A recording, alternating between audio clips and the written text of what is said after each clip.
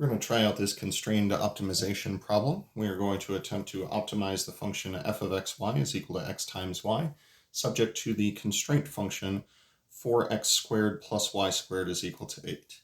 So this guy right here is what we're knowing as g of xy. Now for the subject of Lagrange multipliers, we are going to be setting up that the gradient of f is equal to lambda times the gradient of g. So essentially what we're doing here is taking a couple of corresponding partial derivatives and setting them equal to each other. So the partial derivative of f with respect to x will be equal to lambda times the partial derivative of g with respect to x. I like to use the notation just d over dx to explain what I'm doing.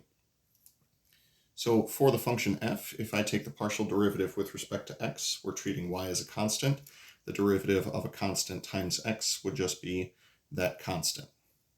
So this is going to be lambda times the partial derivative of g with respect to x. That would be 4 times 2x plus 0, once again treating y as though it's a constant.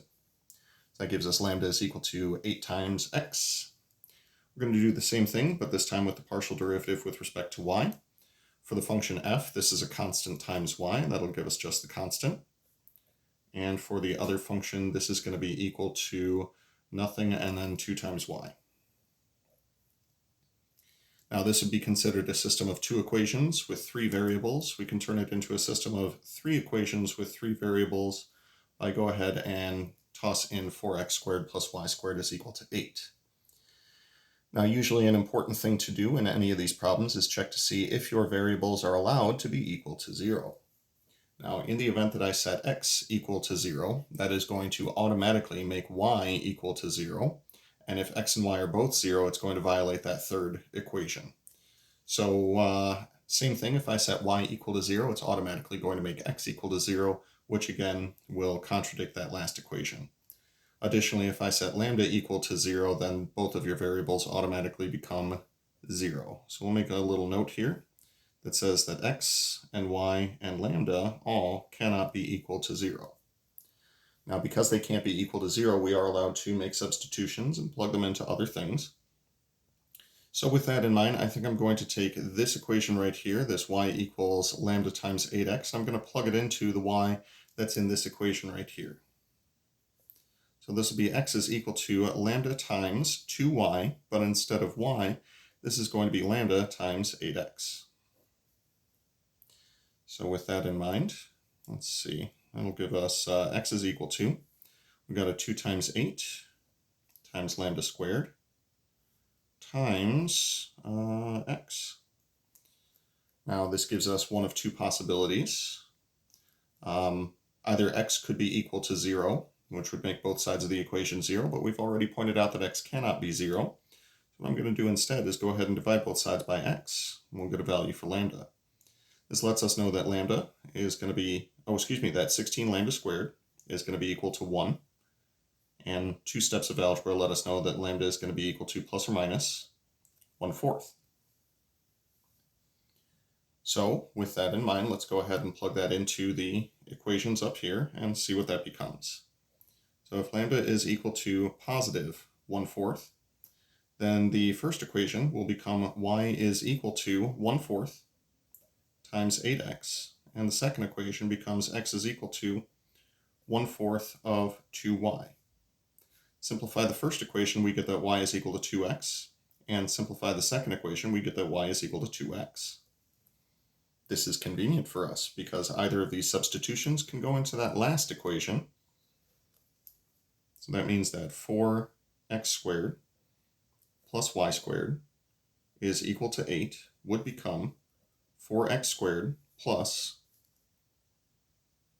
this will be 2x quantity squared is equal to 8.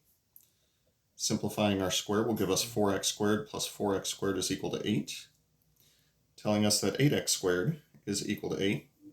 Divide both sides by 8 and take a square root. We will get that x is equal to plus or minus 1.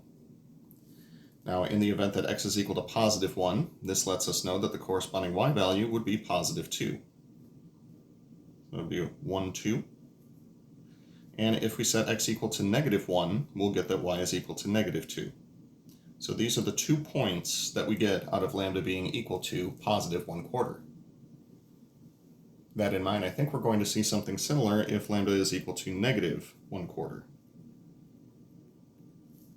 So this means that our 2 equations would become y is equal to negative 1/4 times 8x, which would let us know that y is going to be equal to negative 2x.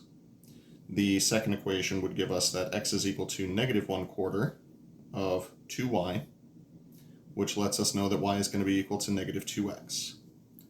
Now you'll notice though that if I were to plug y equals negative 2x into that third equation as a substitution, we're going to wind up squaring that negative anyway, and we're going to wind up with the exact same 2x values. Now with that in mind, y is supposed to be negative 2 times that. So this will be 1 negative 2 and negative 1 positive 2. Now this gives us a total of 4 potential points where we're going to optimize our value of y, optimize our value of f. The given function was f of xy is equal to x times y. If I were to plug in either of the first 2 points, I would have 1 times 2 or negative 1 times negative 2. So if we do either of those points, plus minus 1 with plus minus 2, we're going to get a value of 2. Whereas if I were to do either of the other 2 points, I would wind up with negative 2. This lets me know that my maximum value is going to be positive 2, and that my minimum value is going to be negative 2. This finishes our constrained optimization.